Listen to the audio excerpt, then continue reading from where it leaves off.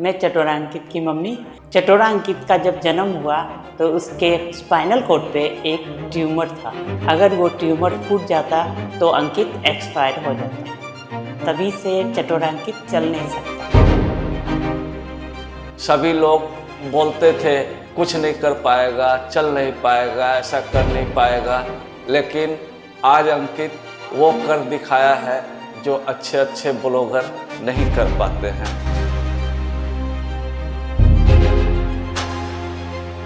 कहते हैं कि आपका बेटा बहुत अच्छा काम कर रहा है तो मुझे खुशी होती है और गर्व महसूस होता है।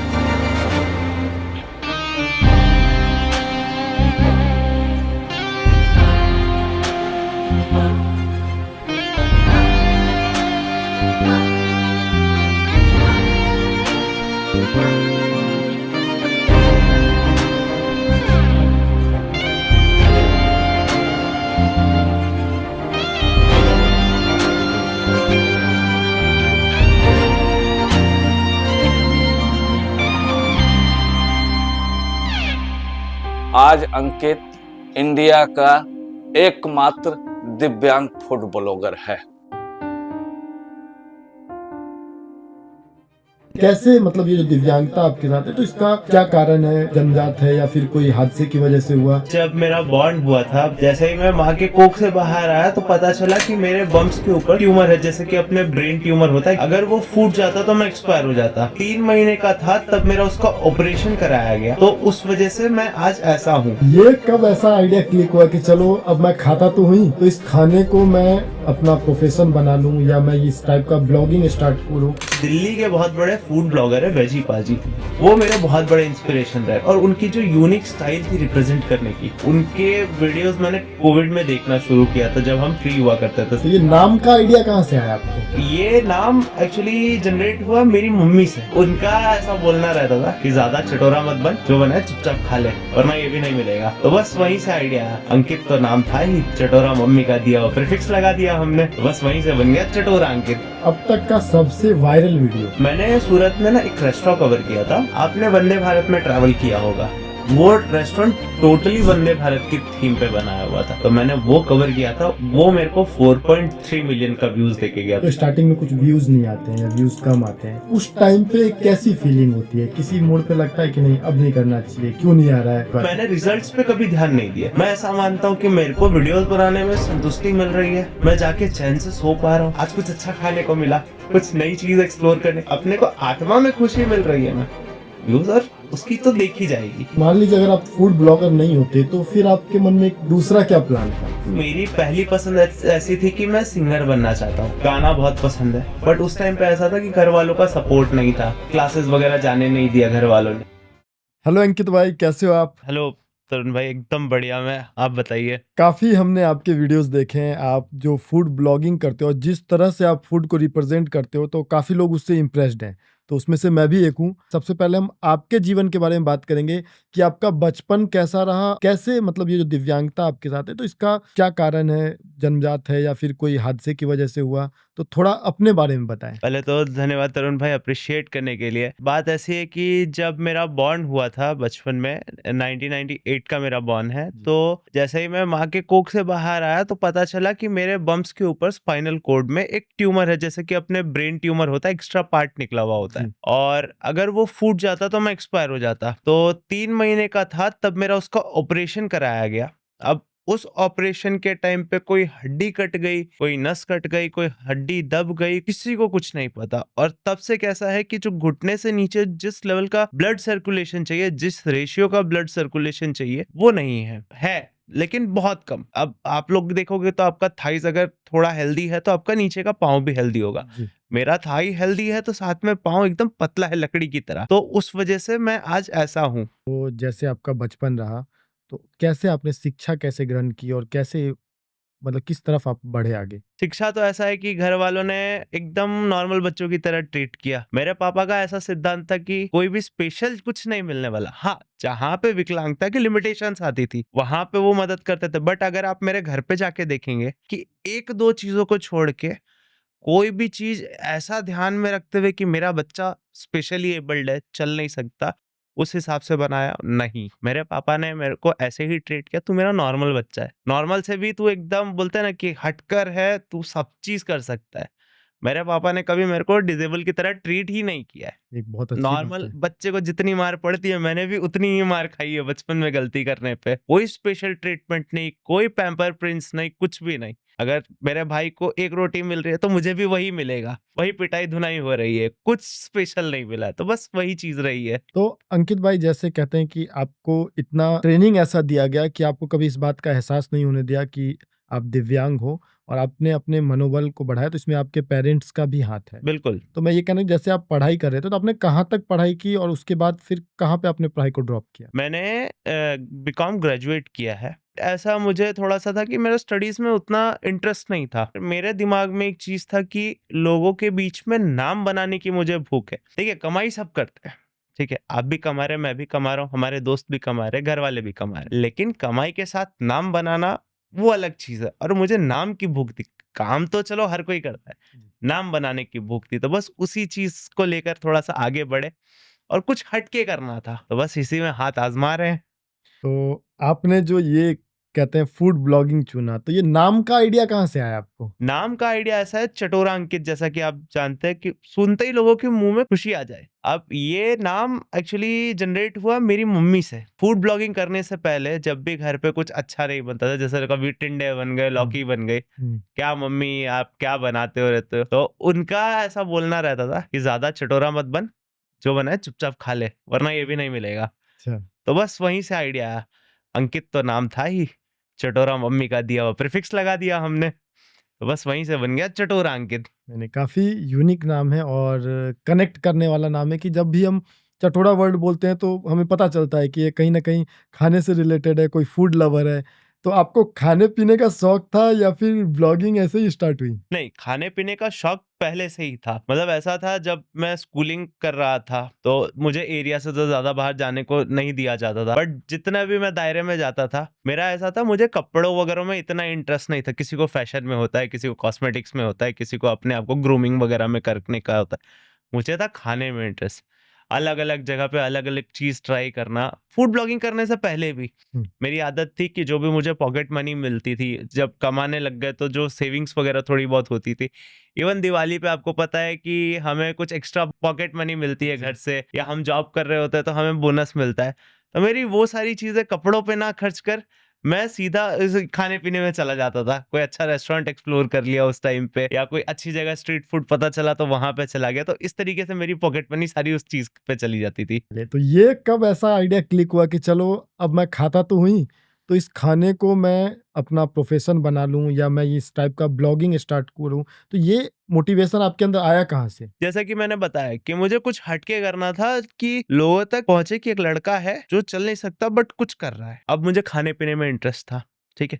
थोड़ा सा ये भी था स्टार्टिंग में जब हम इससे अर्न नहीं कर रहे थे कि कुछ अच्छा अच्छा नया नया खाने को रोज मिलेगा, वो एक्साइटमेंट अलग ही रहती थी उस अच्छा। टाइम पे जब हम कॉलेज डेज में रहते हैं। और साथ में थोड़ा बहुत फ्रेंड्स वगैरह के साथ कॉलेज में एक्ट वगैरह किया था, तो शूटिंग में भी इंटरेस्ट था। अच्छा, अच्छा। तो वो चीज़ों को मैंने जोड़ के मैंने सोचा क्यों ना फूड ब्लॉगिंग में हाथ आज़माया जाए। जी, दिल्ली के बहुत बड़े फूड ब्लॉगर है वेजी पाजी, जी। वो मेरे बहुत बड़े इंस्पिरेशन रहे। उनके वीडियोस मैंने कोविड में देखना शुरू किया था जब हम फ्री हुआ करते थे। तो मैंने बोला कि जब ये बंदा कर सकता है, और उनकी जो यूनिक स्टाइल थी रिप्रेजेंट करने की, ओए होए आय हाय किस तरीके से करना है। फिर अब मैं आपको बताऊं तो बीच में जब मैं शूट वगैरह करता था तो उस टाइम पे एक जगह पे क्रीमी चाप आया था मेरे प्लेट पे, तो उसको रिप्रेजेंट करने का तरीका मैंने उसमें ऐसा बोला था, तो भाई ये देखिए, ये हमारा मोटापा बढ़ाने का दूसरा साधन आ गया। अच्छा। तो मतलब खाना तो हम अच्छा दिखाते हैं, लेकिन सुनने के बाद जो लोगों के चेहरे पे स्माइल आए, वो हमारी रियल कमाई है।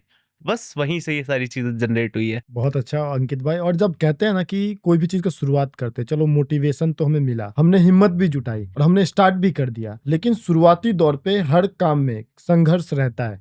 कोई भी काम बिना संघर्ष, बिना पेशेंस के हमें सफलता तक नहीं पहुंचने देता है। तो आपका संघर्ष कैसा रहा? संघर्ष ऐसा रहा है कि जब मैंने ये चीज़ स्टार्ट की थी, मैंने 3 वीडियो जब तक नहीं बनाई थी, तब तक घर पे नहीं बताया था कि मैंने ऐसा कुछ स्टार्ट किया है। मैंने एक दोस्त के बदौलत स्टार्ट किया था, एक चिराग भैया हुआ करते हुँ, करते थे, वो एक तरीके से गाइड ही थे मेरे। उनको बोला कि भैया कुछ ऐसा-ऐसा करना है, वो बोले चलो मैं शूट में हेल्प कर दूँगा, उसमें क्या है। वो फिज़िकली हर जगह पे शूट के लिए अवेलेबल हो जाते थे, हम फ़ोन से स्टार्ट किए थे। तीसरा वीडियो जिस दिन मैंने पोस्ट किया, तो मेरे जस्ट घर के सामने ही एक मेरी स्कूल की सहपाठी थी, उसने वीडियो देखा और मैं मम्मी घर के नीचे बैठे हुए थे, अच्छा। वो सीधा आके मम्मी को बोल पड़ी कि आंटी आपका बेटा तो बहुत बढ़िया वीडियोज़ बना रहा है, और तब तक मेरे घर पे कुछ पता नहीं। अच्छा। और उस रात लग गई हमारी ज़बरदस्त, लंका लग गई कि पापा ने क्लास लगाई फिर कि क्या कर रहे हो ये? कितना कमाई हो जाएगा? उनको समझाना, उनको शांत करना। आप भी जानते हैं कि बिहार के जो पेरेंट्स होते हैं वो उनको गवर्नमेंट जॉब्स वगैरह में ज़्यादा रुचि होता है। बिल्कुल। और being a specially abled child, उनका भी एक ऐसा था कि बेटा तू इस चीज़ में जा, तेरी लाइफ सिक्योर हो जाएगी। बट हाँ, मैंने जैसा कि आपको बताया कि मेरा स्टडीज़ में इतना इंटरेस्ट नहीं था। मेरे को कुछ हट के करना था। तो मैंने पापा को बोला कि मुझे इस चीज़ में थोड़ा आगे बढ़ने दीजिए।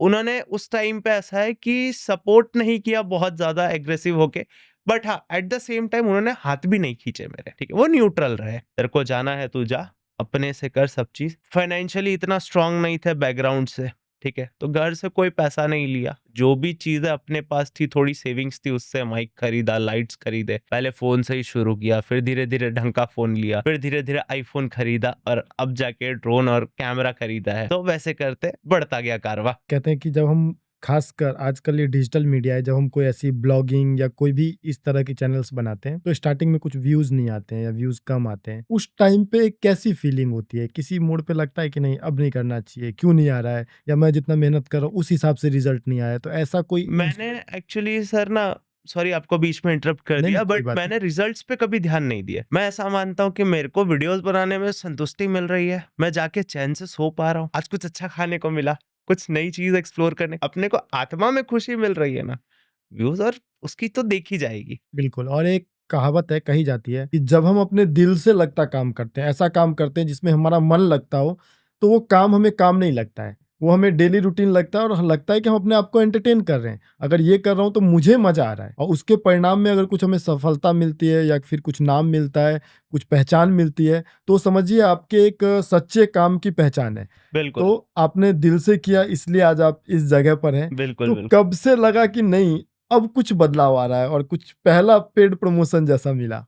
मेरे लिए बोलते हैं ना कि 6 महीने बाद एक पॉइंट ऐसा आया कि मेरे को एक साथ में 1 महीने के डिफरेंस में 2 चीज़ बहुत अच्छी हुई। मेरा फर्स्ट पेड कोलैबोरेशन मुझे मिला था, बहुत ज़्यादा नहीं था, ₹500 का ही था, बट ठीक है, वो बोलते हैं ना कि पैसा आ रहा है, टोकन ऑफ लव आ रहा है, सपोर्ट आ रहा है, वो बहुत खुशी की बात थी। और दूसरी चीज़ थी कि एक एनजीओ चलता है यहाँ पे, एक सोच एनजीओ, हुँ। जिन्होंने नॉमिनेट किया था मुझे as a unique food blogger of the city. अच्छा। बीइंग अ डिसेबल, मैं जाके फूड ब्लॉगिंग करता था, जगह-जगह पे लोगों को डिशेज़ वगैरह बताता था। तो उन लोगों ने एक इवेंट ऑर्गेनाइज़ किया था और वहाँ पे जब हमारे जो एक्स कमिश्नर सर थे, अजय तोमर सर, उनके हाथों जब अवार्ड दिया, फेलिसिटेट करवाया, वो एक बहुत बड़ा बोलते हैं ना कि स्टार्टिंग का अचीवमेंट था। वहाँ से लगा कि नहीं, अब अपग्रेड करना शुरू होगा। उस दिन पापा की भी छाती बोलते हैं ना, 2 इंच और ज़्यादा चौड़ी हो गई। उन्होंने उस दिन जब सारे फ़ोटोज़ मेरे जो थे, वो सम्मानित वाले, जब सब जगह सर्कुलेट किया ना, तो हाँ, अब लगा कि पापा की आँखों में हमारी इज़्ज़त बढ़ गई है। चलिए, आपने फाइनली साबित किया कि नहीं, जो मैं जिस रास्ते पे था और वहाँ से मुझे सम्मान मिल रहा है। और कहते हैं चलिए, पैसा हर किसी को ज़रूरत होती है, पैसा कमाना, पैसा जीवन के उपार्जन के लिए बहुत ज़रूरी भी है। लेकिन सम्मान एक ऐसी वस्तु है जो कि आप पैसे से भी नहीं कमा सकते हैं। उसके लिए आपको ऐसे कर्म करने पड़ते हैं, वैसी पहचान बनानी पड़ती है, या लाखों करोड़ों की भीड़ में एक अलग चेहरा बनाना पड़ता है। तो आज लोग खासकर डिसेबिलिटी के कारण, होगा कि डिसेबल होने के साथ काफ़ी एक निराशाएँ भी, वो अपने आप को मान लेते हैं कि मैं डिसेबल हूँ। काफ़ी लोग डिसेबिलिटी का फ़ायदा भी उठाते हैं और वो भिक्षावृत्ति ऐसी चीज़, मेरे से काम नहीं होता है। लेकिन उसमें से ही कुछ डिसेबल ऐसे हैं जिन्होंने अपनी नाम, अपनी पहचान अलग तरीके से बनाई है, और उन्होंने बताया कि जो हाथ-पाँव वाले लोग हैं हम उनसे भी बेहतर कर सकते हैं। तो एक बहुत ही मोटिवेशन का पॉइंट है। तो ये जो आपने जैसा बताया कि चलो, मुझे जब तोमर सर से पहला सिटी कमिश्नर से जब अवार्ड मिला, तो एक मोटिवेशन मिला वहाँ से मुझे। तो आपने जो उसके बाद जो कहते हैं पेड प्रमोशन की जर्नी, कि चलो काम तो हम कर रहे हैं, काम में हमारा समय जा रहा है, हमारा ऊर्जा जा रहा है, सारी चीज़ें जा रही है। तो पैसा जो अर्निंग आना शुरू हुआ, तो वो फिर आपने किस तरह से मैनेज करना शुरू किया और कैसे आपने इसका एक पूरा एक सेटअप बनाया? ऐसा एज़ इन बोलते हैं ना, माइंड में कोई सेटअप लेके नहीं चला था। बस ऐसा है कि उसको सेव करता गया। जहाँ पे ज़रूरत पड़ी, अब गाड़ी चलती थी तो पेट्रोल का एक्सपेंस होता था। जो साथ में जाता था उसको शूटिंग का खर्चा देना, ठीक है। हम स्ट्रीट पे जाते हैं तो वहाँ पे हमें अर्निंग नहीं होती है। वहाँ पे स्ट्रीट वेंडर्स को हमें फूड का कॉस्ट दे के ही आना पड़ता है जब हम शूट कर। कोई अगर खुशी से अगर हमें फूड फ्री ऑफ कॉस्ट दे दे तो बात अलग है, अदरवाइज वहाँ पे भी तो ये सब चीज़ें एक्सपेंस होती थी। फिर थोड़े टाइम के बाद सेविंग करके गियर्स भी अपडेट करने पड़ते हैं, ठीक है। तो वो चीज़ के लिए भी सेविंग्स करता था और धीरे-धीरे करके मैंने चीज़ें भी बढ़ाई है। चलिए बहुत अच्छा है कि आप आज एक ग्रोथ फेज़ पे हैं और ख़ासकर इतने मोटिवेटेड हैं। चलो जहाँ से मैंने शुरुआत की थी और आज काफ़ी आगे हूँ उससे, तो अभी आगे आपका क्या प्लान है? प्लान तो एज़ इन ये है कि जैसा कि मैंने आपको बताया कि अभी सूरत में लोग मुझे जानते हैं। बहुत बहुत से लोग जानते हैं, बहुत लोग अभी नहीं भी जानते हैं। सूरत में, देश में, विदेश में लोगों की ज़ुबान पे एक चीज़ होना चाहिए या दिमाग में एक चीज़ होनी चाहिए कि एक लड़का है सूरत से जिसका नाम चटोरा अंकित है। वो लड़का चल नहीं सकता, बट हाँ, दुनिया के हर कोने में जाता है। वहाँ से स्ट्रीट फूड से, कैफ़े से, रेस्टोरेंट से वहाँ पे यूनिक और बढ़िया-बढ़िया फूड के वीडियोज़ लेके आता है और वो बंदा रात को 12, 1, 2 बजे भी क्रेविंग्स देने की ताकत रखता है। मतलब ये है कि अगर रात को भी कोई मेरा वीडियो देख रहा है ना, तो मुझे ऐसा है कि उसको क्रेविंग आनी चाहिए और अगला दिन वो बंदा वो चीज़ जाके खाना ही चाहिए। अच्छा, देसी भाषा में कहें मुँह में पानी आना चाहिए। बिल्कुल। चलिए बहुत अच्छी बात है और ये आपका एक यूनिक स्टाइल है। तो एक चीज़ और रहेगा कि जैसे मान लीजिए आपने जिसका भी फूड ब्लॉगिंग कर रहे हैं, आप किसी भी फूड के बारे में बता रहे हैं, तो ये आप डेटा कैसे लाते हैं? आपको कैसे पता चलता है कि हाँ, यहाँ पे अच्छा फूड बन रहा है? या क्योंकि ये स्पेशलिटी कहीं भी हो सके, कई वीडियोज़ आपके ऐसे भी हैं जिनको पहले किसी ने इंट्रोड्यूस नहीं किया है, फर्स्ट टाइम उस फूड को इंट्रोड्यूस कर रहे हो या उस कार्ट को इंट्रोड्यूस कर रहे हो, तो ये चीज़ का आप सर्वे कैसे करते हो? आजकल देखिए सोशल मीडिया का ज़माना है, ठीक है? कहीं न कहीं चीज़ें पता चलती रहती है। कैफ़े वगैरह अपने बारे में पोस्ट करते रहते हैं। वो कुछ नया इंट्रोड्यूस करते हैं, लगता है कि हाँ, ये मेरे व्यूअर्स को दिखाने जैसा है, तो वो चीज़ करते हैं। कुछ लगता है कि हाँ यार, ये लोगों के बीच में अच्छा इम्पैक्ट क्रिएट करेगा, दिखाऊँगा तो मेरी भी प्रोफ़ाइल अपडेट होगी, अच्छा दिखेगा। कुछ नया अगर मार्केट में आया कि अरे यार, ये तो दिखाना चाहिए, लोग बहुत खुश होंगे। जैसे कि आपको पता है सूरत का नेशनल फूड है लोचो। अब लोचो में लोग हैं ना, यहाँ पे क्रिएटिविटी बहुत पसंद करते हैं। तो यहाँ पे कुछ एक शॉप्स ऐसी है ना जो नंबर्स ऑफ फ्यूजन लोचो बनाते हैं। जैसे कि? जैसे कि आपको मैं बताऊँगा, बटर लोचो हो गया, हुँ। मायोनीज़ शेज़वान लोचो हो गया। हुँ। एक एक भाई साहब तो पिज़्ज़ा लोचो बना के ले आए हैं। तो अनेकों है सर, मैं आपको बता नहीं सकता। मतलब वो कभी हम साथ में जाएँगे, मैं आपको लेके जाऊँगा स्ट्रीट पे, तब आपको पता चलेगा कि बाप रे! सूरत में इतने वेरिएशंस आ गए। तो मुझे तो पता चलेगा लेकिन लोगों को कैसे पता चलेगा? तो आपको तो थोड़ा साथ तो में बता। वीडियो तो बनाएँगे ना साथ में। अच्छा, अच्छा। मतलब सिर्फ दूसरा वीडियो भी बनाना है। खा के थोड़ी आ जाएँगे, वीडियो भी बनाएँगे ना साथ में। बिल्कुल, बिल्कुल। जैसा कि वो कहावत है ना कि सूरत नु जमन अने काशी नु मरन, तो बस वही चीज़ है कि सूरत का जमन एक्चुअली में अच्छा है। तो अंकित भाई जैसा कि आप फूड ब्लॉगिंग करते हैं और आपने बताया कि सोशल मीडिया के माध्यम से आपको डेटा मिलता है। लेकिन जब हम थोड़े ग्रो फेज़ पे हैं तो कभी कोई सामने से कॉल करता है कि हम यहाँ पे हमारा स्टॉल है या ये जगह पे है या कोई रेफ़रेंस क्या वहाँ पे अच्छा खाना मिलता है आप जाके आइए। तो ऐसा कभी हुआ है? जी, बिल्कुल। बहुत बार हुआ है। मतलब दोनों चीज़ ऐसा है ना कि 50-50% चलता है। कई बार हमें लगता है कि नहीं, ये चीज़ हमारी ऑडियंस को दिखाने जैसा है, तो कई बार वो लोग सामने से भी अप्रोच करते हैं। बहुत सारे कैफ़े सामने से भी आता है कि हमें ये चीज़ प्रमोट करवानी है, वो चीज़ प्रमोट करवानी है, ये फूड है, वो फूड है, सारी चीज़ें। तो हम एक बार जाके देखते हैं, उनसे बात करके आते हैं, सारी चीज़ें डिस्कस करते हैं कि फिर कई बार क्लाइंट्स की कुछ स्पेशल रिक्वायरमेंट्स भी होती है कि हमें इस तरीके से शो करना है।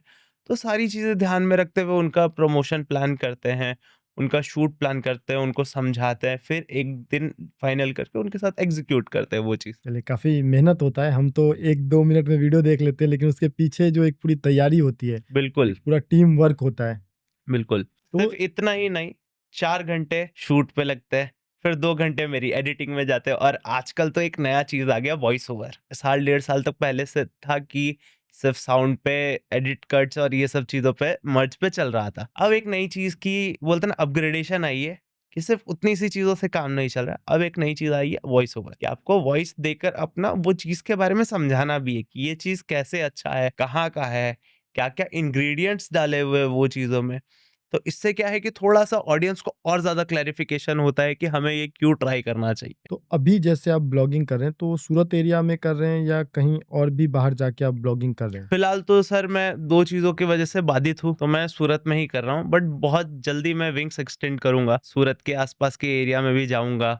इंडिया के और भी सिटीज़ वग़ैरह में जाने का प्लानिंग है। थोड़ा-सा टाइम लगेगा, एफर्ट्स लगेंगे, बट वो चीज़ भी एक्सप्लोर करेंगे जल्दी। किस वजह से बाधित हैं वो भी बता दीजिए? बाधित ऐसा है सर कि मेरे पास थोड़ा-सा अभी मैन पावर का इश्यू है, थोड़ा-सा फंड्स का इश्यू है। ये दोनों चीज़ है क्योंकि जो अभी मेरा जो शूट करता है वो अंडर एज है, 18 है। अब मैं उसके साथ आउट ऑफ सूरत नहीं जा सकता, वो नहीं ट्रैवलिंग के साथ-साथ मुझे नहीं सँभाल पाएगा। जी। मुझे स्पेशली जब आउट ऑफ सूरत ट्रैवल कर रहा हूँ, तो एक मैच्योर पर्सन चाहिए जो मेंटली स्टेबल हो, फिज़िकली ठीक-ठाक हो और फाइनेंशियली भी अगर कभी ज़रूरत पड़े तो वो चीज़ भी मैनेज कर ले। इसके साथ-साथ मुझे फंड्स भी देखना है क्योंकि वहाँ पे जाऊँगा तो ऑब्वियसली वो सूरत नहीं है। तो पहली बात तो मैं जो यहाँ पे व्हीकल लेके ट्रैवल करता हूँ, वो मेरे पास उस सिटी में नहीं रहेगी। बिल्कुल। तो सबसे बड़ा कॉस्ट तो ट्रैवलिंग का ही आ जाता है और आप भी जानते हैं आप अहमदाबाद चले जाइए, जी। आप 10 से 12 किलोमीटर ट्रैवल करेंगे, उतने से में आपके 200 रुपए फूक जाएँगे। अगर वो एक फूड आपको सारे फूड एक जगह पे नहीं मिलने वाले, ठीक है? आपको इधर से उधर, उधर से उधर, उधर से उधर करते रहना पड़ेगा, तब बिल्कुल, आपको बिल्कुल। अलग-अलग वैराइटीज़ के फूड मिलेंगे। एक जगह से अगर दूसरी जगह पे जाने का मैं एवरेज कॉस्ट अगर 200 रुपए मानता हूँ, अगर मैं 5 जगह भी जाता हूँ, तो सिर्फ ट्रैवलिंग में मेरा 1000 रुपीज़ खर्चा, 1 दिन में। फिर उसके बाद जो बंदे को लेके जा रहा हूँ, उसको शूट करने का भी पे आउट करना है। फूड कॉस्ट भी देखना है क्योंकि हम अहमदाबाद के स्ट्रीट पे शूट कर रहे होंगे, तो वो अभी चीज़ों के लिए मैं तैयार नहीं हूँ। तैयार हो जाऊँगा, बैकअप थोड़ा और स्ट्रॉन्ग हो जाएगा, घर से भी थोड़ा और परमिशन मिल जाएगा, तो वो चीज़ भी एक्सप्लोर करेंगे। नेक्स्ट फेज़ में आएगा बिल्कुल, 2.0 है ना? बिल्कुल, बिल्कुल। बिल्कुल, बिल्कुल। ऑल द बेस्ट और बिल्कुल एक्सपेंड करते रहना चाहिए। हर काम में एक अपॉर्च्युनिटी होती है और समय के साथ काम को बढ़ाना और ख़ासकर जिस काम से हम प्यार करते हैं उसको तो बिल्कुल बढ़ाना बिल्कुल। चाहिए। तो मेरा एक और सवाल है कि मान लीजिए अगर आप फूड ब्लॉगर नहीं होते तो फिर आपके मन में एक दूसरा क्या प्लान था? तो मेरी पहली पसंद ऐसी थी कि मैं सिंगर बनना चाहता हूँ, बट उस टाइम पे ऐसा था कि घर वालों का सपोर्ट नहीं था, क्लासेस वगैरह जाने नहीं दिया घर वालों ने सीखने के लिए। बट हाँ, गाना बहुत पसंद है और अगर मैं फूड ब्लॉगर नहीं होता तो डेफिनेटली एक बार गाने की लाइन में, सिंगर की लाइन में ज़रूर हाथ आज़माता। अच्छा, आपका फ़ेवरेट गाना कौन-सा है? फेवरेट गाना एज़ इन कुछ नहीं है, मूड के ऊपर डिपेंड करता है। अब सूफ़ी सॉन्ग्स कभी थोड़ा फ्रस्ट्रेटेड हूँ तो सूफ़ी सॉन्ग्स चल रहा है, कभी थोड़ा खुश हूँ तो पार्टी वाइब्स चल रही है। ऐसे एज़ इन कोई फेवरेट सॉन्ग नहीं है।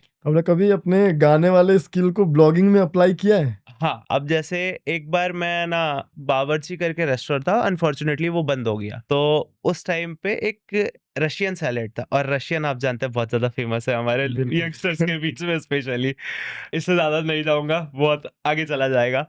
तो उसमें मैंने एक लाइन यूज़ करी थी कि जिसका तुम्हें था इंतज़ार, वो घड़ी आ गई, लेकर आ गई। जो तुम सोच रहे हो वो नहीं, रशियन सैलेड लेके आ गई। तो बहुत यूनिक अंदाज़ है तो आपका। बस वही चीज़ था, तो खाना और गाना का सम्मिलन यहाँ पे किया था हमने। अगर कोई सूरत के बारे में, सूरत हमारा बहुत ख़ास है और मैं भी यहीं पे रहता हूँ। तो कोई अगर इंसान मान लीजिए कहीं से सूरत आता है और उसे 5 जगह पे खाना खाना है, तो आप कौन-कौन सा फूड कि हाँ, ये फूड सूरत का बहुत अच्छा होता है, तो सजेस्ट करेंगे? अगर सूरत आए, लोचो नहीं खा के गए, तो भैया सूरत आना बेकार है, अगर खाने के मामले में देखा जाए तो। जी। दूसरी सूरत की इन्वेंट करी हुई डिश आलू पूरी। अपने साइड जो आलू पूरी चलती है वो टोटली अलग है और यहाँ की जो आलू पूरी है वो टोटली अलग है। तीसरा, अभी जस्ट अपन ने बात किया लश्कारी के भजिए। भाई साहब ये बोलते हैं ना, मिस करना मतलब पाप है, सच बता रहा हूँ, पाप है। और ऑनेस्टली ये सूरती टेस्ट से थोड़ा हट के जो मैं 4th चीज़ बताने जा रहा हूँ, मुझे यहाँ का एक नॉर्थ इंडियन फूड है वेज चाप करके, सोया चाप करके। अनफॉर्च्यूनेटली एक ब्रांड था पिंड पटियाला करके, वो बंद हो गया। उसको मैंने मार्केटिंग करी थी बहुत बहुत दिन तक, बट उनके कुछ पर्सनल रीजंस थे, इसकी वजह से वो बंद करके मुंबई शिफ्ट हो गए। वो चाप ऐसा था कि जब तक वो सूरत में था, मैं सारा शूट वगैरह खत्म करके लास्ट में फिक्स था कि उनके पास जाता था, एक प्लेट गरमा-गरम चाप लिया, खाया, उसके बाद मैं घर की तरफ मूव करता था। वैसे काम तो आपका बहुत बढ़िया है कि काम के साथ-साथ खाना-पीना मिल रहा है अच्छे से और अलग-अलग स्वाद का मौका मिल रहा है कि हाँ, कौन-सी चीज़ें अच्छी हैं, कौन-सी चीज़ क्योंकि काफ़ी लोगों के लिए चैलेंज होता है जब कहीं नई जगह भी जाते हैं। ख़ासकर मैं भी कहीं जाता हूँ ट्रैवल तो मुझे पता नहीं होता कहाँ हाइजीन फूड मिलेगा, कहाँ मेरे स्वाद का फूड मिलेगा। तो उस केस में ये फूड ब्लॉगर्स की वजह से काफ़ी सपोर्ट मिलता है। कि लोग उस सिटी के फूड ब्लॉगर्स को सर्च करते हैं, वहाँ के स्पेशलिटी को पता करते हैं। तो एक तरह से लोगों के लिए भी काफ़ी फ्रेंडली हो रहा है। एक फूड का एडवर्टाइज़मेंट तो हो ही रहा है, लेकिन लोगों को भी इसकी वजह से काफ़ी सहूलियत मिल रही है। कभी आपने, जैसे आपका नेटिव आपने बताया कि आप बिहार से हैं, तो कभी बिहार जाने का मौका मिला? बिल्कुल, थोड़ा टाइम गैप पे जाता हूँ, लेकिन गया ज़रूर हूँ। लाइक 4-5 साल पे एक बार जाना होता है, या मेरे घर पे स्पेशली किसी की शादी होती है, तब हम जाते हैं, तो वो चीज़ कन्फर्म है। तो वहाँ पे आपने क्या खाया ऐसा? चटोरा अंकित का जैसे कि स्वभाव तो नहीं बदला होगा अरे! बिहार जाके? बिल्कुल भी नहीं, बिल्कुल भी नहीं। मैं आपको एक छोटा-सा किस्सा सुनाना चाहूँगा कि 6 साल पहले मैं मेरे भैया की शादी में गया था। अब यूँ समझ लीजिए 7 जुलाई की बात है, ज़्यादा टाइम नहीं हुआ। अभी रिसेंटली उनकी शादी को 6 साल हो गए। अब समझ लीजिए 7 बजे बारात निकलने वाली है, 3-4 बजे हुई जम के बारिश घर के बाहर। उसी बारिश में हमारे जस्ट 2-4 घर बाजू में एक फुचका वाला आता था। हमारे वहाँ पे फुचका बोला जाता है, आपको भी पता हो तो। पानी पूरी को। तो वही फुचका वाला उस कीचड़ में भी लेके निकला, और जैसे ही लेके निकला, अब शादी का घर है तो भाई शाम को तो खाना-पीना होने वाला, बारात निकली है सब, उसके बाद तो होगा ही। जैसे ही वो हमारे द्वार पे आया, भाई साहब लिटरली लेडीज़ों की भीड़ लग गई, और मैं भी अपने आप को नहीं रोक पाया। चटोरापंती वहाँ पे शुरू हो गई। हमारे घर के सबसे बड़े पापा जो है, वो बाहर निकले। सभी को कस के डाँट लगाई। अच्छा। कह रहे तुम लोग को समझ में नहीं आता है, 2 घंटा बाद अभी सब खाएगा ना वहाँ पे गुपचुप। मैं उस बीच में बोल पड़ा, बड़े पापा वहाँ पे ऐसा स्वाद नहीं मिलेगा ना। तो वो चीज़ मुझे याद रहेगी कि बिहार में ये चीज़ किया था। और दूसरा, अभी मैं 2 साल पहले जाके आया था। हमारे वहाँ पे समोसा चाट बहुत ज़्यादा फ़ेमस है, आपको पता होगा। हाँ, समोसा चाट होता है, रसगुल्ला होता है, रसकदम होता है, रसकदम होता है और लौंग लत्ता होता एक है। बॉम्ब बोलते हैं वहाँ पे बड़ा रसगुल्ला को, तो काफ़ी चीज़ें हैं। तो वहाँ पे गया था। अब ऐसे वहाँ की दुकानें हैं, मैं गया था खाने के लिए। फिर मेरे को क्या मन आया, चलो मैं बोला बिहार का भी फूड दिखाया जाए। तो लिटरली मैं वहाँ पे शॉप्स पे जाके शूट कर रहा था। ये शूटिंग वाला एंड मेरे हाथ का नहीं है, बट वहाँ पे मैंने अपने हाथों से शूट किया था और अपने हाथ से एडिट करके चीज़ें डाली। आपने काफ़ी वीडियोज़ बनाए, काफ़ी फूड ब्लॉगिंग की। अब तक का सबसे वायरल वीडियो जो कि सूरत से बाहर भी निकल के पूरे देश में पहुँचा और जिस वीडियो से आपको लगा कि नहीं ये एक टर्निंग पॉइंट हो सकता है? मैंने सूरत में ना एक रेस्टोरेंट कवर किया था, अनलिमिटेड मील था उसका, तो 250 के अराउंड का, और वो एक्चुअली फूड बेस्ड इतना बोलते हैं ना कि फोकस्ड नहीं था, बट उसके थीम के लिए वो जाना जा रहा था। आपने वंदे भारत में ट्रैवल किया होगा, जी। वो रेस्टोरेंट टोटली वंदे भारत की थीम पे बनाया हुआ था। ट्रेन वैसा, आगे इंजन वैसा, बैठने के डिब्बे भी एकदम एग्जैक्ट वंदे भारत जैसी, और खाना-पीना भी बढ़िया। तो मैंने वो कवर किया था, वो मेरे को 4.3 मिलियन का व्यूज़ देके गया था, और वो चीज़ ऐसा है कि इतना वायरल हुआ कि नहीं-नहीं करके भी तो 50 न्यूज़ पेजेज़ वालों ने वो चीज़ अपने वेबसाइट्स पे डाली कि एक यूज़र नेम है जिसका नाम चटोरा अंकित है, उसने ये Vande Bharat theme restaurant cover किया है। इवन आप अगर गूगल पे सर्च करेंगे ना कि वंदे भारत थीम रेस्टोरेंट, तो आपको मेरे जो वीडियो के क्लिप्स और स्क्रीनशॉट्स ही उसमें दिखाई देंगे, और साथ में आपको यूजर नेम में आपको क्रेडिट्स भी दिखेगा कि चटोरा अंकित ने इसको कवर किया है। अरे, तो वो काफ़ी खुशी का पल होता है जब आपके वीडियो हर जगह पहुँचते हैं, बिल्कुल। क्योंकि हम मेहनत करते हैं तो कहते हैं ना, भाव के भूखे तो भगवान भी होते हैं। तो जब हमें कोई प्रशंसा मिले खासकर हमारे काम को लेके, तो हमारा कहीं न कहीं मनोबल बढ़ता है और अगली बार जो हम दूसरे वीडियो में तो और डबल उत्साह में जाते हैं। बिल्कुल, बिल्कुल। तो ये चीज़ें मायने रखती हैं आज के टाइम पे। दूसरा, जैसे अभी की जो जनरेशन है कहीं न कहीं सोशल मीडिया के थ्रू अलग-अलग काम कर रही हैं। लेकिन पेरेंट्स हमारे पुराने के हो गए कि 90s या उससे पहले के, तो उनके लिए उस काम को अंडरस्टैंड करना थोड़ा डिफ़िकल्ट होता है कि ये भी कोई काम है? वीडियो बना रहे हो, यूट्यूब पे डाल रहे हो, इंस्टा पे डाल रहे हो, इससे क्या हो जाएगा? इससे घर चलेगा? ये तुम्हारा प्रोफ़ेशन है। किस हद तक ये बातें आपको सही लगती है या आपका क्या विचार है इस पे? देखिए, मेरा ऐसा मानना है ना, आप शुरू कीजिए स्टार्टिंग पे, लेकिन अगर आपके घर पे ऐसा इशू है, तो आप एक अर्निंग का भी बोलते हैं ना कि एक अर्निंग के लिए भी कुछ बैकअप में तैयार रख के अर्निंग कीजिए। जब तक आपका फुल प्रूफ अर्निंग इससे नहीं आने लगता, तब तक आप पीछे एक जॉब कर सकते हैं, या अगर आप बिज़नेस करते हैं, तो बिज़नेस भी चालू रखिए, उससे अर्निंग चालू रखिए, ताकि घर वालों को ऐसा नहीं लगे कि ये वेस्ट ऑफ टाइम कर रहे हैं। मैं स्टार्टिंग में, मैंने बिलीव नहीं कीजिएगा, मैंने जब ये स्टार्ट किया था, उससे 1 साल, 1.5 साल पहले तक मैं जॉब कर रहा था। वेसू में ही एक हीरो बाइक्स की शोरूम है, श्री बालाजी मोटर्स करके, जेएच अंबानी के पास। जी। वहाँ पे मैंने 1.5 साल जॉब किया है। कोविड की वजह से मेरी जॉब छूट गई थी। कोविड में मैं घर पे बैठा, लेकिन उसके बाद मेरे को ये आइडिया आया कि जो मेरे पास सेविंग्स वगैरह थी, थोड़ा बहुत वो लगाया। स्टार्टिंग के आपको पता है कि जब हम नए-नए होते हैं, तो हमें कोई भी ऐसे फ्री में एंटरटेन नहीं करता। तो वहाँ पे जाके मैं फूड के कॉस्ट वगैरह देके मैं खुद से शूट करता था। फिर उसके बाद धीरे-धीरे अर्निंग शुरू हुई। और उस तरीके से घर वालों को मेरे तो बिलीफ आ गया। तो वैसे ही मैं यंगस्टर्स को बोलूंगा, स्टार्टिंग के दिनों में उनको चीजों में ना ग्रोथ करके दिखाए। उनको जिस तरीके से सेटिस्फेक्शन मिल रहा है, उनको वो चीज करके दिखाए, तो वो ऑटोमेटिकली आपको सपोर्ट करने लगता है। कहते हैं, जब रिजल्ट और पैसा आता है तो लोग अपने आप कहते हैं जो कर रहे हो बेटा देखिए, अच्छा कर रहे हो। बहुत सारे लोग है ना, ऐसा है ना कि सिर्फ पैसे के भूखे नहीं है। जब पेरेंट्स ऐसा नहीं सोचते कि पैसा आना चाहिए, बहुत सारे ऐसे भी देखते कि मेरे बेटे का नाम होना चाहिए या इसको खुशी मिल रही है। तो ये चीज आपको ढूंढनी है कि आपके पेरेंट्स किस चीज में खुश हो रहे हैं। आपके नाम बनने से खुश हो रहे हैं, आपके पैसा बनने से खुश हो रहे हैं, या आपकी खुशी देखकर खुश हो रहे हैं। बिल्कुल। तो वो चीज मैटर करती है। कहते हैं बच्चों की खुशी में ही माँ बाप की खुशी होती है, लेकिन जब समय के पड़ाव के साथ हम आगे बढ़ते हैं तो कहते हैं एक दिन माँ बाप अपनी जिंदगी पूरी करके कभी ना कभी उनका आएगा और आपकी एक नई जिंदगी शुरू होती है। आपकी भी शादी होगी, आपके भी बच्चे होंगे और आप भी उत्तरदायित्व निभाएंगे। तो कहीं ना कहीं हमें पैसों की जरूरत पड़ती है। तो कोई भी काम ठीक है, लेकिन जब हम भौतिक जीवन में आते हैं, जब हम अपने पारिवारिक जीवन में आते हैं, तो कहीं ना कहीं उस जीविकोपार्जन के लिए हमें पैसों की जरूरत होती है। तो उसके लिए हमें कोई एक काम दिखता है, क्योंकि आप कोई भी दिल का काम भी, बहुत ऐसे लोग हैं जो क्रिकेट का शौक रखते हैं, फुटबॉल का शौक रखते हैं, सिंगिंग का शौक रखते हैं, लेकिन कहते हैं ना कि हालात ने हमारे शौक छुड़वा दिए। तो वो हालात यही होता है कि काम करना पड़ेगा, जॉब करना पड़ेगा, 8-9 घंटे उसे टाइम देना पड़ेगा। बहुत खुश नसीब वो लोग होते हैं मेरे हिसाब से जो अपने मन पसंदीदा काम को कर पाते हैं और उस काम के जरिए ही वो अपना जीवन भी चला पाते हैं।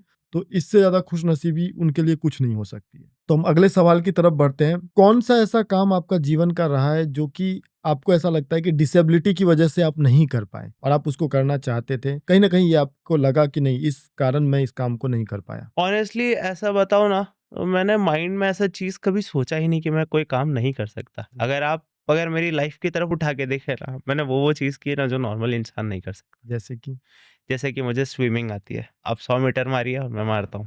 अच्छा। मैं हाथ के बदौलत मारूंगा, आपको हाथ और पाँव दोनों यूज करना पड़ेगा। 100 मीटर का वो रेडियस मार लेता हूँ मैं। आपने वो पैराशूट वाला देखा होगा जिसको पैराग्लाइडिंग बोलते हैं, जी। ठीक है? मैंने वो चीज करा हुआ है। नॉर्मल लोगों को डर लगता है वो चीज करने में। इसी फूड ब्लॉगिंग के जर्नी में मैंने बहुत सारे वाटर पार्क्स वगैरह भी शूट किए हैं। उसमें ये बड़ी बड़ी स्लाइड्स होती है। अपने नॉर्मल पर्सन्स वहां पे डर जाते हैं कि यार नहीं कर पाऊंगा मैं, या नहीं हो पाएगा। मैं वो सब चीजें जाके करता हूँ। मेरे लाइफ में ऐसा है ना कि ना तो किसी चीज के लिए है ही नहीं, मेरे दिमाग में वो चीज जच गई तो करना है। चलिए, ये एक बहुत बड़ा और उत्साह मेरा है। एक और बकेट लिस्ट है जिसमें एक चीज एडेड है कि लाइफ में कभी भी जाके मुझे स्काई डाइविंग करनी है। बहुत शौकीन है आप अंकित भाई, और होना भी चाहिए। बीच में आपको मैं रोकना चाहूंगा। मुझे एक लाइन है जो हमेशा मोटिवेट करती है। एक ही जिंदगी मिली है जनाब, एक ही जिंदगी मिली है जनाब, ताली बजवाए बिना तो जाने नहीं देंगे। वाह वाह वाह! चलिए, मैं ही आपके लिए ताली बजा देता हूँ धन्यवाद। और पूरी दुनिया ताली बजाएगी, क्योंकि बस आप काम भी ऐसा कर रहे हैं। तो बस वही चीज है कि लोग ताली बजाने चाहिए और कुछ नहीं, खुशी मिलनी चाहिए। अंकित भाई, एक और प्रश्न उठता है कि सबसे पहले खुद का, फिर अपने परिवार का, फिर अपने आसपास का और फिर समाज का। तो आपने कभी समाज के लिए कुछ चीज सोची है कि चलो मैं आज इतना मोटिवेटेड हूँ, मैं आज ब्लॉगिंग कर रहा हूँ, मैं अपने सारे शौक पूरा और मेरे अंदर ये हिम्मत है, लेकिन बहुत ऐसे बच्चे हैं जो आज दिव्यांगता के साथ उनके पास आत्मविश्वास की कमी है, उनके अंदर मनोबल की कमी है।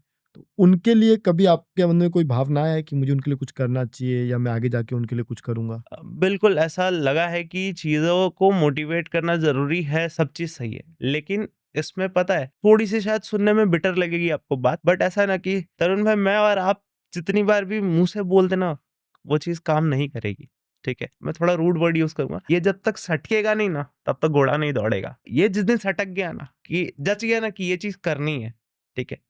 अब वो आप दिन-रात एक कर दोगे। तो बोलते हैं ना कि वो जुनून होना चाहिए, वो पागलपन चाहिए करने के लिए। बिल्कुल, कभी-कभी एक चैलेंज भी लेना चाहिए, जैसे भाई ने कहा सटकेगी, तो सटकाना ज़रूरी है। बहुत ज़रूरी तो है। आप किसी को दिखाने के लिए सटकाओ या अपने आप को साबित करने के लिए सटकाओ, बस सटकाओ ये ताकि आप चीज़ काम हुई कर थी, पाओ। मेरे साथ हुई थी। एक्चुअली मैं एक किस्सा थोड़ा-सा शेयर करना चाहूँगा। मेरा जो लाइफ़ का टर्निंग पॉइंट बोलते हैं ना, जी। पॉज़िटिव वाला नहीं, कि मैंने अपने आप पे काम करना शुरू किया था, वो पॉइंट बताता हूँ। मैं 10th मैंने ना पास आउट किया था बोर्ड्स एग्ज़ाम। अब उस टाइम पे ऐसा था ना, जैसा मैंने आपको स्टार्टिंग में बताया कि जब तक मेरे पास व्हीकल नहीं था, मेरे घर वाले व्हीलचेयर पे बाहर जाने नहीं देते थे। मतलब एरिया के बाहर जाने अलाउड नहीं था। एरिया के बाहर जाना है तो मुझे साथ में एक जन को, किसी को लेके जाना पड़ता था। मेरे पेरेंट्स जब मेरी एग्ज़ाम खत्म हुई तो वो फ्री नहीं हुआ करते थे। पापा अपने ऑफ़िस के काम से, मम्मी अपना हाउस होल्ड वर्क में, ये सब में बिज़ी। मैं बचा किसके, फ्रेंड्स के सहारे। तो एक फ्रेंड हुआ करता था, बेस्ट फ्रेंड बोलता था। मैं सॉरी नाम नहीं लूँगा उनका। मैंने उनको बोल रखा था कि भाई तुम जहाँ भी जाओ घूमने-फिरने मुझे भी लेके जाना। उस टाइम पे मुझे ऑटो में ट्रैवल करना पड़ता था। तो अब वो क्या हुआ कि हमारा ग्रुप का प्लान बना, 6 जन का ग्रुप था उस टाइम पे। तो पहली बार तो हम 6 घूम के आए। अब उसी के कुछ दिन बाद 7 या 10 दिन बाद वो लोगों ने वापस से प्लान बनाया और मुझे बताया ही। मैं हर किसी को बोलने नहीं जाता। मैं वो कंप्लेनिंग लड़का नहीं हूँ कि भाई तुमने क्यों किया, ये क्या किया? हाँ, लेकिन वो बेस्ट फ्रेंड था, तो वो लोग जब घूम के आए फ़ोटोज़ वगैरह सोशल मीडिया पे डाली। मैंने बोला उसको बात की कि भाई मुझे नहीं लेके गए, बताया भी नहीं। तो उसने बहुत सारे एक्सक्यूज़ेज़ दिए कि वो फ्रेंड के चक्कर में वो थोड़ा अनकंफर्टेबल थे, ऐसा-ऐसा करके। बहस करते-करते बात इतनी बढ़ गई। उसने जो बात बोली ना, मेरे को दिल को चुभ गई वो बात। उसने वो बात बोली कि भाई तू जहाँ जाता है मेरी बदौलत जाता है।